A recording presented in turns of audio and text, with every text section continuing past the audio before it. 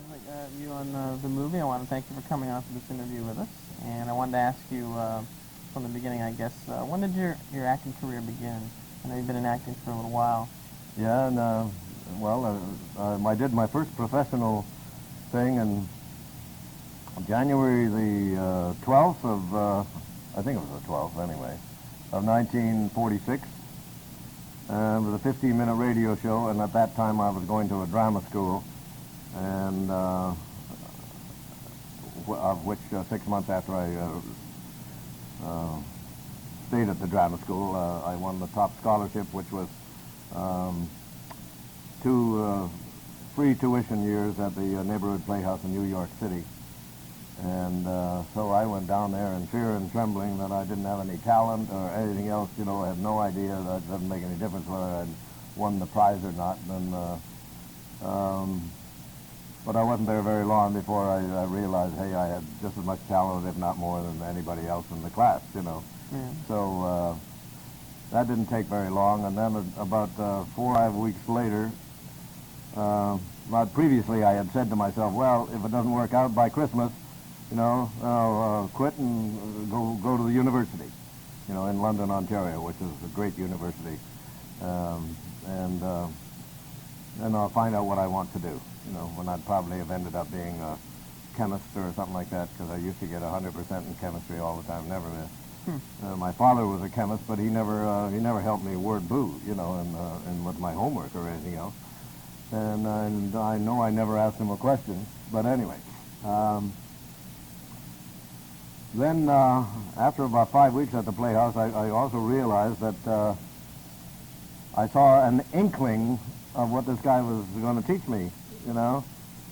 And I thought, oh, boy, you know, God, he just gave me horizons, like, you know, you can't believe. And I've always been a hard worker, but with those horizons, I just dug in, and I worked 3 times harder than I had ever worked before.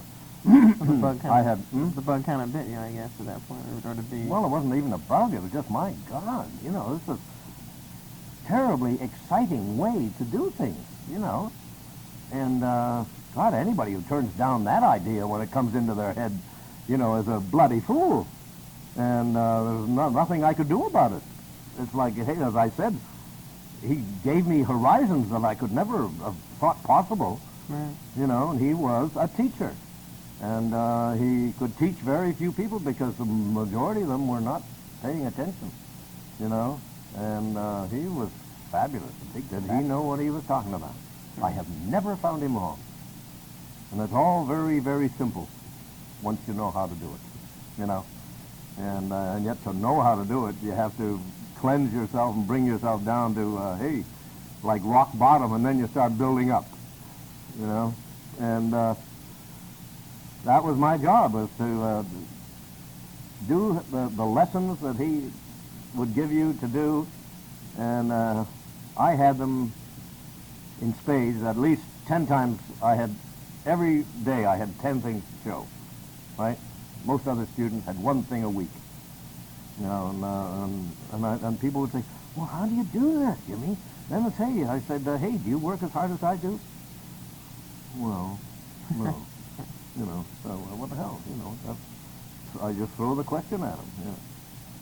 What did you have to go through to be chosen for the role of Montgomery Scott? I read 7 or 8 different accents for them, and they asked me which accent I liked, and I said, well, if he's going to be an engineer, he better be a Scotsman, because in my experience, the Scotsmen are the great engineers, you know.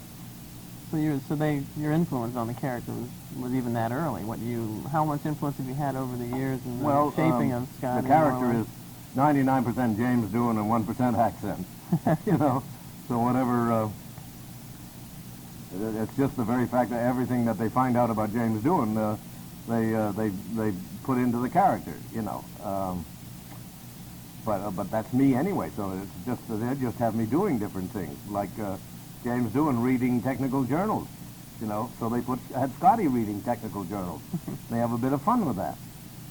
So I guess it was kind of refreshing, because you got to be able to be yourself in a lot of ways. Be myself with a little camouflage, yeah. Right. Yeah. A lot of people that may be hearing your voice for the first time, they obviously know you're not Scottish, particularly. But what is your background? Where did the Doohan hail from? Irish with some Scottish background. Oh, okay.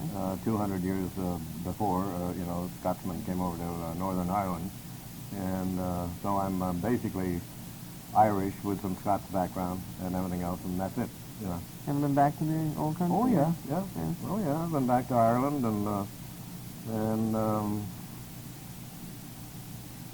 was driven around with a chauffeur to see about 250 relatives in Northern Ireland. We didn't have any relatives in Scotland because they've all since lost touch with each other.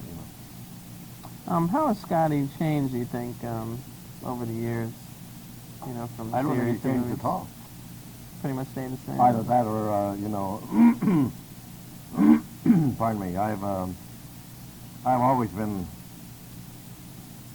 outspoken, and if Scotty is James Doohan, then, hey, I've been the same all the time, To me, life began when I was about 43. So, I took the bull by the horns and said, hey, I'm running the rest of my life, So. Looking back, can you believe that, you and Star Trek have been together for 25 years? Something else, It's a silver anniversary. It's like, even I can't conceive of it going on that long. That's history. It's getting bigger and bigger all the time. Yeah, it doesn't seem to be shrinking. You just this morning. That's how many are at the first Star Trek convention. 85% of the hands go up. It's amazing. It's fantastic. And I've asked that question for 4 years. And in one convention in Chicago, it was 98%. I know. What brings 98% of the people out to a convention? They want to see one of the people that was part of it, because they've been brainwashed into the fact that, hey, this is the greatest television show that's ever been done. It's certainly. And this next month, September 17th, I go to Australia, do 2 conventions there. 2 weekends, 2 conventions, and in between I'm taking the train across, because I'm a train buff. I'm taking the train across for a 3-night and plus ride across Australia. I like trains a lot too. In fact, my father's really into it too. Yeah. It's a nice way to see the countryside. I used to hitch rides on the shunting trains, engines. Jumping on them, huh? Sarnia, Ontario. Yeah, right. What is your, moving on to the new film, I guess, what is your prognosis for what's going to happen with Star Trek 6 when it's I think released? Star Trek 6 is going to be realized as probably the best all-round, without gimmick kind of show. Now, you had Will commented... even surpass the Wrath of Khan. That's what I was going to ask. Yeah. Because you had commented that was, I think it's, yeah, dramatically speaking, it's probably the best we've done so far, except for the new one. The new one is really, it's just... And what There's so much in it, that people are going to have to see it 3 times just to, but they're going to, so much is said to it, and there's just, they're going to say, wow, oh, God, oh, what, they're going to have to, they know very well they're going to have to wait 2 years before they get the video, maybe, a year and a half after it's out. Right. And so, consequently, they're going to go back and see the movie again and again. To me, the average smart person is going to have to see it 3 times just to be able to get the full content of it. That's great. That's kind of movies I like. Fabulous. Especially with Star Trek, I always... And if you can tell me after you've seen it the first time that you got the whole thing and you know what it's all about and everything else, then I'll be very, very surprised, but I'll also be pleased that when you don't do it, because that's what I'm telling you, And Paramount will be very pleased with the fact that you come back a couple of more times just to see it. I'm sure. I noticed, too, that when I was watching Good Morning America, you had said, when they had questioned you about, this is the last movie, and you quickly piped up and said, well, if you had read the script, you would know why there would be a 7th. I don't know how much you can explain without letting out anything, but can you explain a little bit? I just told people today, it's too bad you weren't there, is that I basically told them what the last half page of the scene was, in the last scene, and It says that Chekhov says, well, this goodbye? You know, we're sort of in the doldrums, Right. you know. Is this goodbye? Uhura says, we've been dead before. You know? Chekhov says, what heading, Captain? He says, second star on the right. Let's go on till morning. Okay. Yeah. I mean, personally, of course, I'd like to see another one, you know, but... Damn right. You know, what the hell? It's going to make an awful lot of money. And Paramount's very happy, but they're already happy about it because they have one edit already done. Oh, really? Yeah. So, I mean, and they're very happy. Well, back when they started filming, when I heard Nicholas Meyer was getting a hold of, you know, writing and directing it, I was already felt much better. Oh, You yeah. know, about yeah. everything. And how's Leonard been working as executive producer? How's Leonard Nimoy been working as executive producer? I know Oh, he's great. Listen, Leonard's great in just about everything he tries to do, you know. Unfortunately, you know, Leonard is a limited actor, but a great director. Speaking of yourself, what's the future hold for you? What do you... Lord only knows. You Anything know? in plans or any... You know? No, not really. I'm not one of these people who writes shows for themselves. I'm very content in my life. I want to thank James Doohan for being on with me on the show. Thank you very much, Jimmy. It's a great pleasure. Everything you do in the future, I wish very good luck and Okay. and enjoy you having on. Thank you very much. Thank you. There have been 5 Federation ships with that name. Please specify by registry number.